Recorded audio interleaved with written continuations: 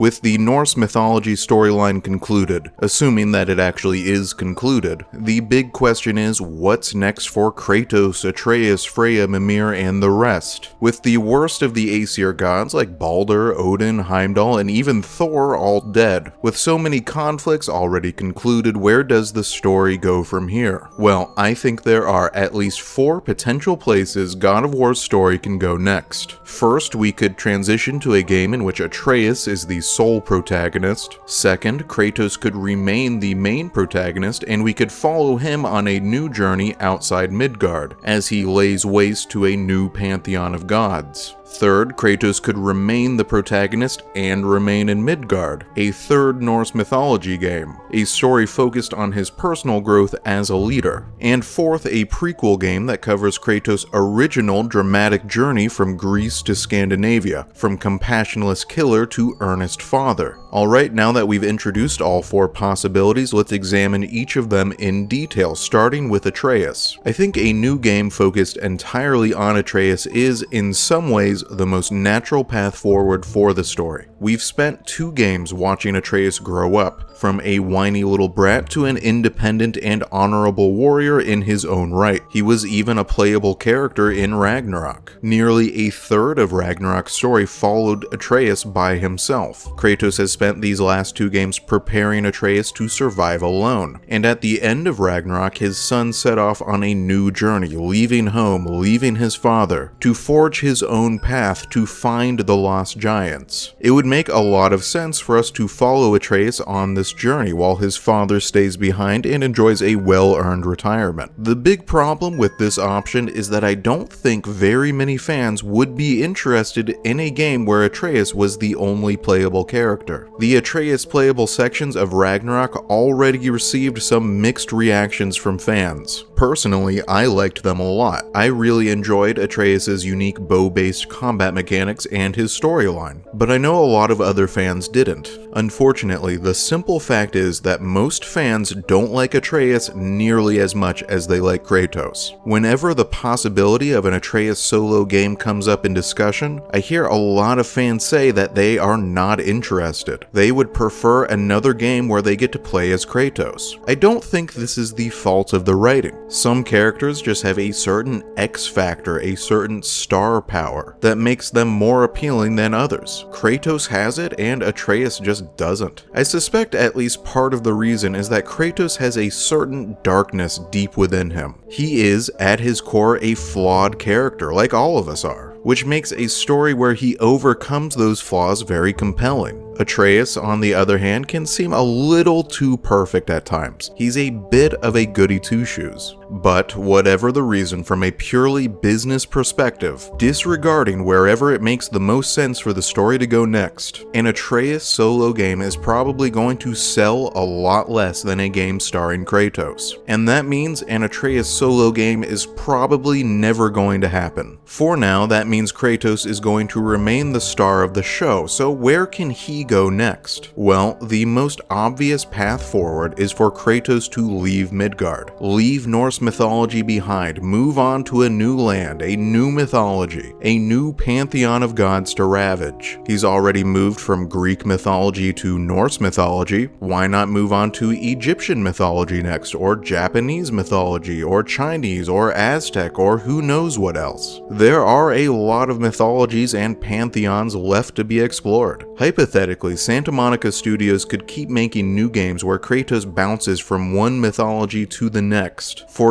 decades without ever running out of material. But there are 2 big problems with this potential storyline. The first is the question, why would Kratos ever leave Midgard? I think Kratos has built a true home for himself here. He has forged a web of friends and allies here. He has found a new family here. Moreover, I think Midgard still needs him. Now that the oppressive reign of Odin is finally over, the 9 realms will enter a period of healing and rebuilding. Kratos can help with that. He probably wants to help rebuild. I don't think he would abandoned Midgard unless he really had to. So the writers need to come up with some really compelling reason for Kratos to leave home. Well, the most obvious reason would be Atreus. Atreus has already left on some sort of globe-trotting, giant-searching adventure. If Kratos received word that his son was in some sort of trouble, that his son's life was in danger, then Kratos would absolutely leave Midgard to save him in a heartbeat, and that could send him throttling headfirst into a new perilous adventure in a new land,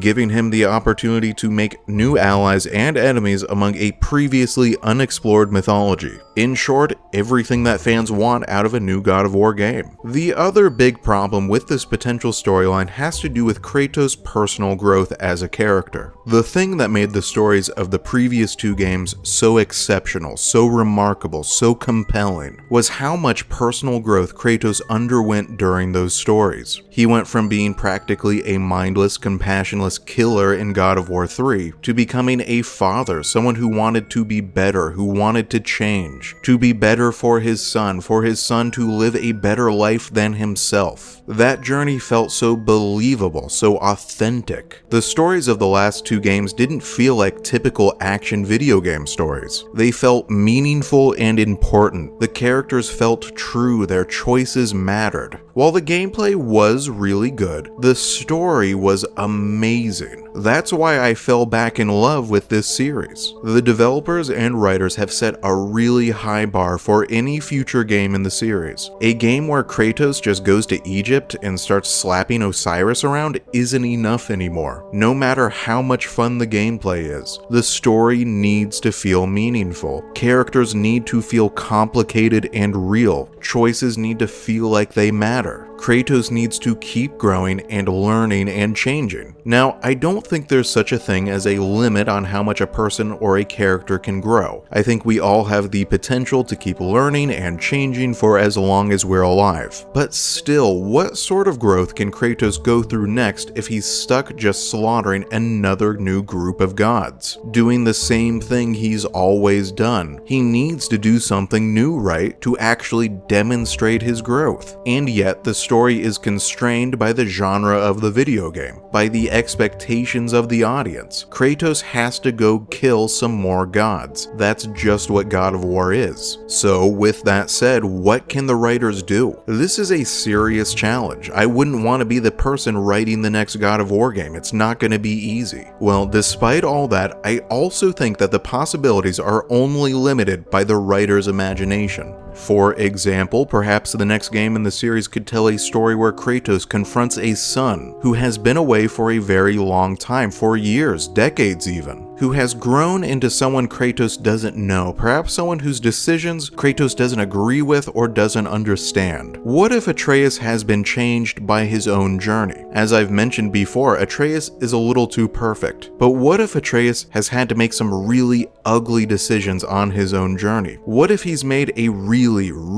big mistake, and now Kratos has to confront that mistake too? Or the story could be something completely different. As soon as Kratos leaves Midgard, anything is possible. But what if Kratos didn't leave Midgard? What if the next God of War is still set in the Nine Realms? I think another game set in the Norse world actually has a lot of story potential too. There are several major Norse deities that never appeared in either of the Norse God of War games, and dozens more minor ones too, such as Njord, the father of Freya and Freyr, Bragi, the god of poetry, and Gefjon, the goddess of farming. There's still a lot of source material here for the writers to work with. Moreover, if he stayed in Midgard, Kratos' next chapter could bring his personal growth to a very natural conclusion. Kratos began this story as a leader of men. He wasn't just a Spartan warrior, he was a Spartan general, commanding entire armies on the battlefield. He cast aside his role as leader at the same time as he cast aside his allegiance to Ares, the Greek god of war. And ever since, he has essentially been fighting alone, a one-man army. That is, until now. At the end of God of War Ragnarok, Kratos once again becomes a leader of men. After some hesitation, he commands the forces of good in the battle for Ragnarok, defeating Odin and destroying the realm of Asgard. This is a role where he still has a lot of room for growth. Another story set in Norse mythology could focus on his role as a new leader of the Midgardians, a builder god, a beloved god, who does his best to command with both iron and empathy, to be the kind of god neither Zeus nor Odin ever cared enough to become. Kratos has a lot left to learn about being a leader. He is going to make mistakes.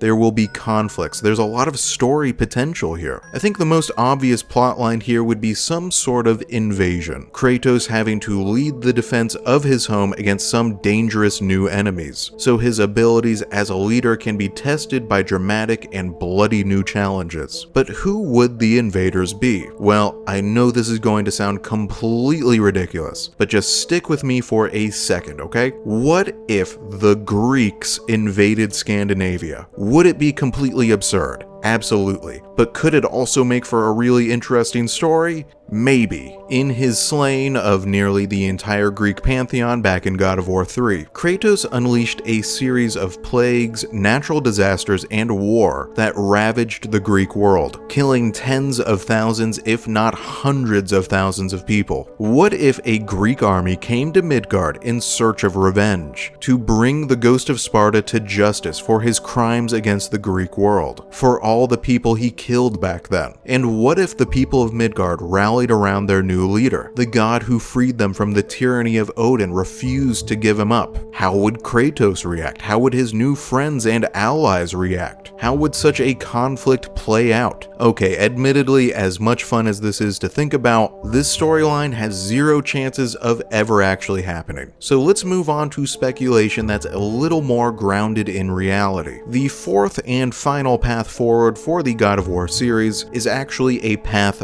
backwards. Instead of going forwards into a post-Ragnarok future, we could travel backwards into a pre-Norse mythology past. I think the next God of War game could be a prequel exploring Kratos' journey from Greece to Midgard. Currently, there is a massive gap in Kratos' story. At the end of God of War 3, Kratos is still in the devastated, war-torn, apocalyptic Greece, and he is still a pretty miserable character, physically, spiritually, and emotionally broken by his struggle against the Greek gods. Then, at the start of God of War 4, as many as 100 years have passed, Kratos is living in Midgard with his son, already a very much changed man, a much calmer, older, wiser, and more cautious character than before. How exactly did this happen? How did he get here? A transformation occurred between these two games completely off-screen. Why not tell the story of this transformation in a prequel? I think this could be a really compelling story, showing Kratos' first steps on his road to recovery, and also the first steps on his journey to Midgard. Show us how those deep, emotional, and spiritual wounds healed. Show us how he journeyed across half the world to arrive in Midgard. He must have passed through so many different lands, and those lands must have been ruled over by a dozen different pantheons of gods. The story could begin in Greece, exploring the apocalyptic devastation he had wrought there, his journey through multiple ancient lands and kingdoms before arriving in Scandinavia, and then end with his first meeting with Laufey, the future mother of Atreus. There is so much story potential here. I think this could be a really meaningful story. Prequels are nothing new for the God of War series, both in spin-offs and in main installments. Chains of Olympus, Ghost of Sparta, and Ascension were all prequels, so why not another? Okay, so those are the 4 places I think the story could go following the end of Ragnarok. A solo Atreus story, a story where Kratos leaves Midgard, a story where Kratos stays in Midgard, and a prequel story showing how he first arrived in Midgard. But there's one story element I have not discussed at all yet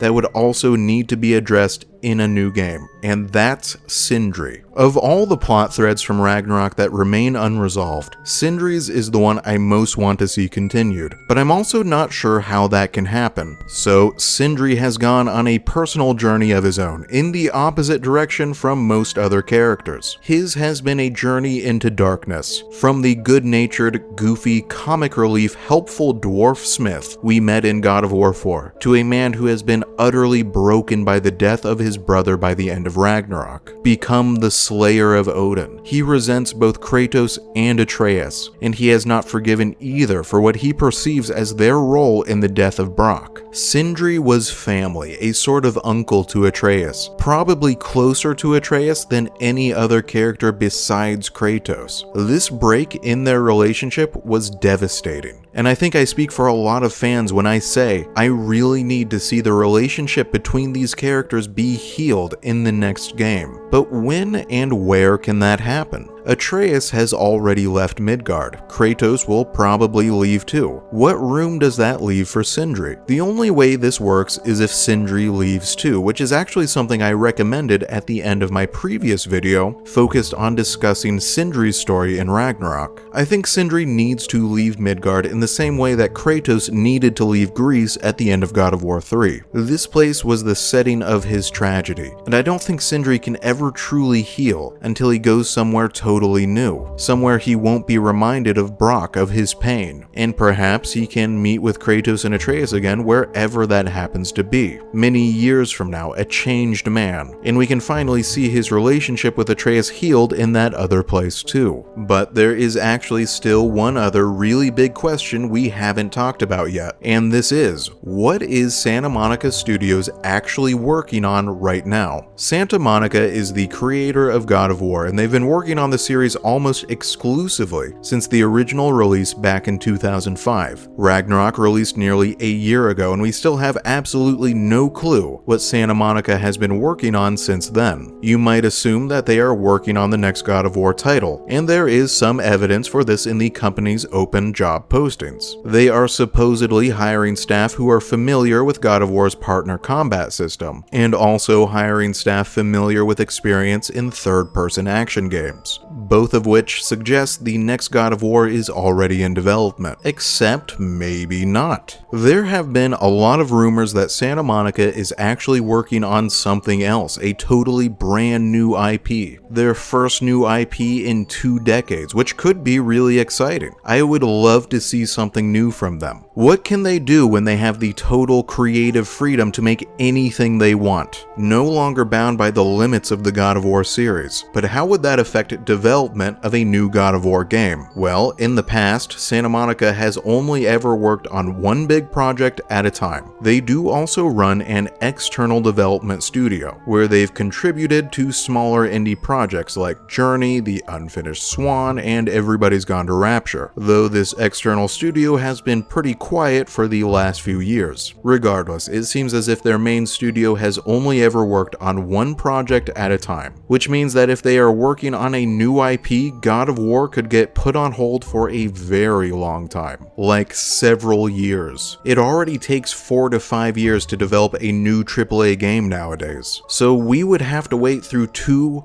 full AAA development cycles before a new God of War game is finished. That means 8 to 10 years, so holy crap. Except that God of War creative director Cory Barlog has stated that Santa Monica is working on, quote, a lot of different things. So hey, maybe Santa Monica is working on both a new IP and a new God of War game at the same time. And also, maybe not. Until Sony announces Santa Monica's next project or projects, we simply have no idea. It's also possible that, to keep fans satiated until the next big release, Sony could arrange for some remakes, remasters, or even spin-offs to be developed by other studios, none of which is foreign to the God of War series. We've seen remakes and spin-offs before. A smaller spin-off might make the most sense for a solo Atreus game. His character may not have enough appeal to sustain a big main series entry, but perhaps he could have just enough to prop up a spin-off, kind of in the same vein as Spider-Man Miles Morales. Regardless of when and where the next God of War game releases, I think we fans do have a lot to look forward to. There are a lot of different directions this series can go. There is so much story left to tell. Kratos is going to be back eventually, and when he is, it'll probably be something none of us could have predicted.